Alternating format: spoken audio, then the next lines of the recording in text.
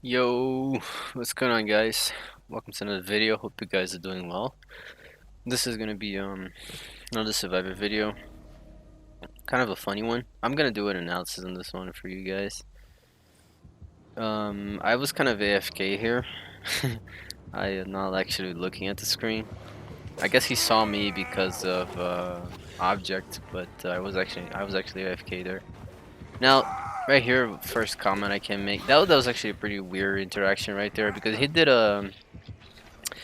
like a super early swing, like which is a super like noobish type of swing right there. Like it was so like out of like ordinary that I was actually not expecting it, and because I was not expecting it, it worked. But it's kind of not a good smart move like to try to swing from that far away from the pallet. It only works if the survivor actually tries to camp the pallet, which is kind of like what I did because I wanted to get the stun, but I wasn't not expecting him to try to swing from that far. But anyway, so like right there, I was kind of waiting for borrow time. He was pretty smart regarding waiting borrow time to go there. He kind of forced me to waste a pal there as well. And you see how I juked right there when he tried to do the lunge thing. Right there, I used that hard so to avoid using the pallets. Just for efficiency purposes, right? Because not to waste pallets. He didn't break this one, so I can easily vault it and make a super safe loop. He didn't break it again, so I use a right there. As you can tell, I use my camera to my advantage. He can't see me, but I can see him, so I just faked that I was going forward, but I wasn't.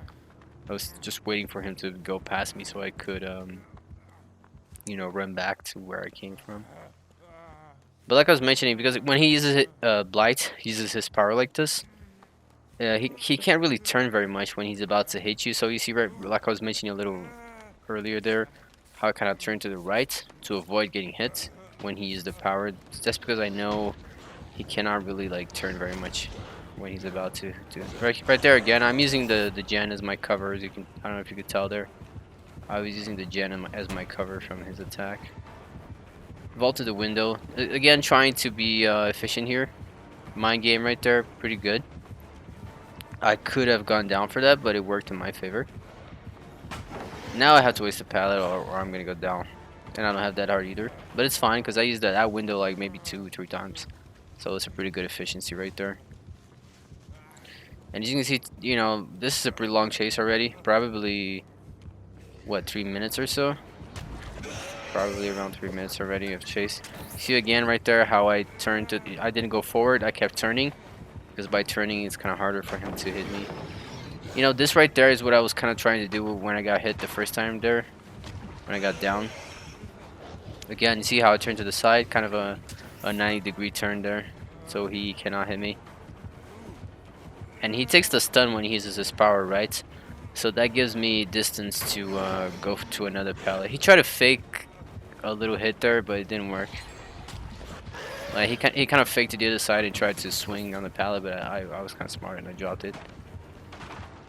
Again, when he breaks the pallet, is also a very good moment for you to use the distance to, do what I like to call, just do the chase with distance, instead of actually wasting pallets. So this is not a good area because there's no, he vaulted the window, so that gives me distance as well. But this is not a good area because there's no, I think there was probably a pallet to my right there that I could have tried. I wasn't sure, so I didn't go there.